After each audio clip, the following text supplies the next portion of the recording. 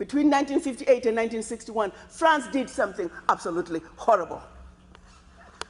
France made the Francophone African countries, and I don't even want to use that terminology, but I only use it for the purposes of conversation. The 14 countries which were formally, but still colonized by the French, they were forced to sign a document that they called the Pact for the Continuation of Colonization. You heard me. The Pact for the Continuation of Colonization. If you want your independence, you must sign this. Guinea, Secretary said absolutely not. Mali said absolutely not. France, pack your bags and go on back home. France could not believe it. Could not understand that an African country, these monkeys, do not want to be affiliated to France. They said, we will show you. So history tells us France went into those two countries, took everything that they thought they had brought to those two countries, including the last teaspoon and chair, proceeded to pour concrete into the sewage pipes, completely devastating the two economies. The then newly appointed president of Ghana, Kwame Nkrumah, in his efforts to rescue these two economies, created the first ever union of any African states, Ghana, Guinea, and Mali. But what that did was it made the other African countries realize that if they go against France, this was the fate that was waiting them. So what did they do? Wait the paper. And they signed. What did the pact say? One. The pact said, you monkeys, you don't know how to manage your money. So you shall deposit 85% of your bank reserves with the French Central Bank under the control of the French Minister of Finance. And that France is going to take your deposits from the individual countries, pool them together, invest them in the French stock market under the French name. And you, monkeys, you may or may not know the returns. Latest figures are showing this is still going on since 1958. France today is collecting out of Africa over $500 billion before investing. And when they finish investing this money, for every 14 billion out of Africa, they're recognizing over 300 billion. Now do the math. So when it's actually said and done, France is taking out of Africa trillions of dollars every year, and we, the poor Africans, are gladly giving it to France.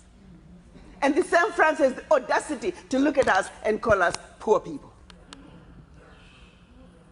1958. They went further with the pact. You say, we will also print your own money. We will print your money for you. They instituted what they were calling the CFA, special currency for the African countries, and that only France can print that money for you.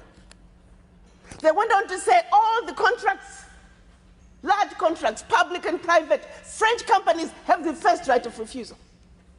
All your minerals discovered, yet to be discovered, France has the first right of refusal.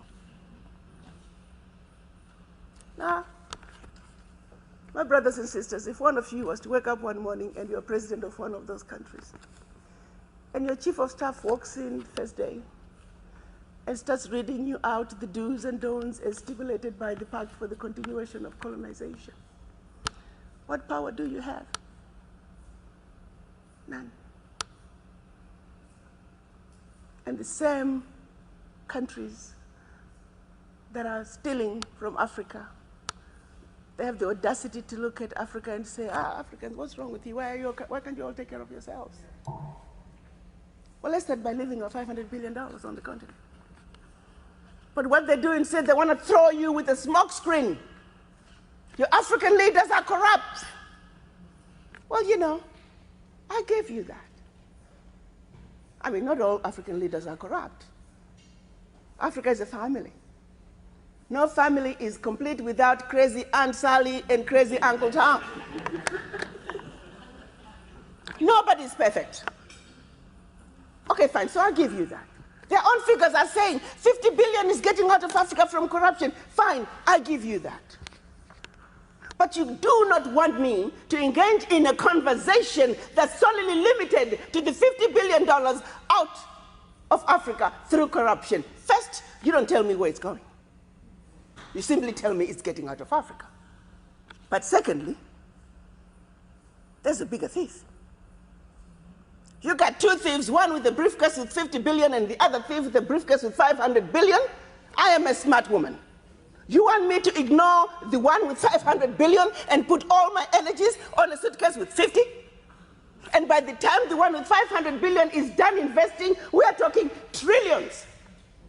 Now, do you see how quickly the funds out of Africa from corruption become the larger chunk under the table?